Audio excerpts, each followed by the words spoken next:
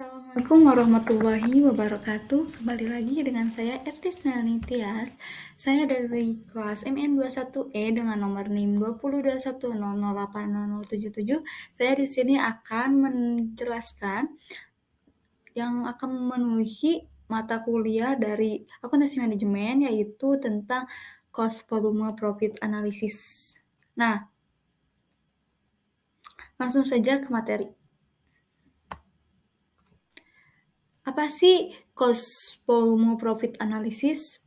Cost profit analysis adalah merupakan metode untuk menganalisis bagaimana keputusan operasi dan keputusan pemasaran mempengaruhi laba bersih berdasarkan pemahaman tentang hubungan antara biaya variabel, biaya tetap, harga jual per unit, dan tingkat output menurut Brochure 2009. Nah,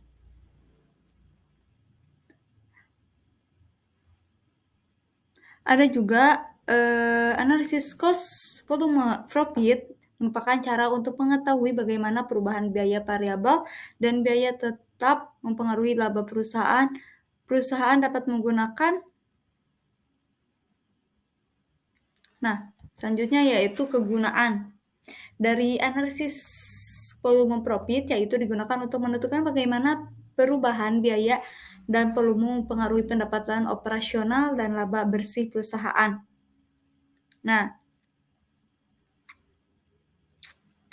dalam melakukan analisis ini ada beberapa asumsi yang dibuat, antara lain yaitu 1. Harga jual per unit adalah konstan. Yang kedua yaitu biaya variabel per unit adalah konstan. Yang ketiga yaitu biaya tetap. Total biaya tetap adalah konstan. Yang keempat itu semua yang diproduksi dijual. Yang kelima yaitu biaya hanya mempengaruhi karena aktivitas perubahan. Nah, yang selanjutnya yaitu komponen CFP. Ada beberapa komponen berbeda yang secara bersamaan membentuk analisis cost volume profit. Komponen-komponen ini melibatkan berbagai perhitungan dan rasio yang akan diuraikan secara rinci, dan selanjutnya komponen utama dari analisis CFP adalah 1. Kontribusi margin ratio and variable expense ratio adalah yaitu menghitung sebagai harga jual per unit. Nah, selanjutnya yaitu yang kedua yaitu break even point. Nah, maksud dari break even point yaitu analisis impas merupakan suatu cara untuk mengetahui volume penjualan minimum agar suatu usaha tidak menderita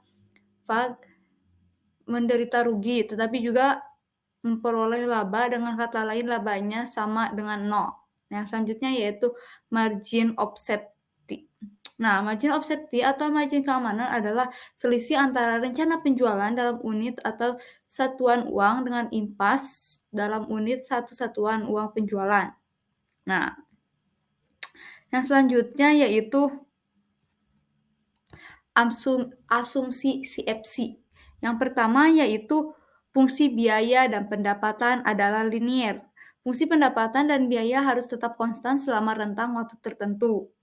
Namun, faktanya fungsi-fungsi tersebut seringkali tidak bersifat linear, yang mana dapat berbentuk kurva atau bahkan bertahap, sehingga perusahaan sebaiknya mempertimbangkan berbagai kemungkinan tentang penjualan dan produksi, karena jika rentang relevan telah diidentifikasi, maka hubungan biaya dan harga jual diasumsikan telah diketahui dan bersifat konstan. Yang kedua yaitu harga dan biaya dapat diketahui dengan pasti. Nah, hal ini disebabkan karena adanya perubahan pada satu variabel, maka akan berdampak pada hal lainnya. Namun dalam kenyataannya, perusahaan jarang dapat mengetahui dengan pasti atas harga, biaya variabel, dan biaya tetap. Yang ketiga yaitu produksi sama dengan penjualan. Bahkan bahwa unit yang diproduksi seluruhnya terjual dalam satu periode sebelumnya tidak dipertimbangkan dalam analisis cost volume profit di periode berjalan. Yang terakhir yaitu bauran penjualan bersifat konstan. Ketika perusahaan memproduksi produk tunggal, bauran penjualan yang terjadi akan bersifat konstan, namun tidak jika produksi yang diproduksi adalah banyak. Pada praktiknya akan susah memprediksi bauran penjualan yang konstan jika produk yang diproduksi adalah banyak. Rangkuman dari materi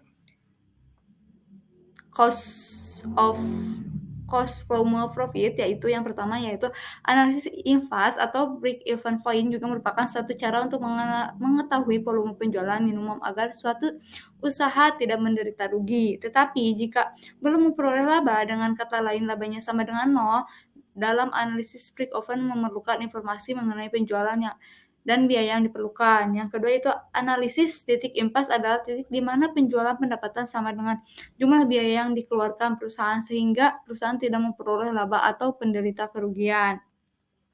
Nah, terima kasih. Sekian presentasi atau penjelasan dari saya. Mohon maaf apabila banyak kesalahan. Wassalamualaikum warahmatullahi wabarakatuh.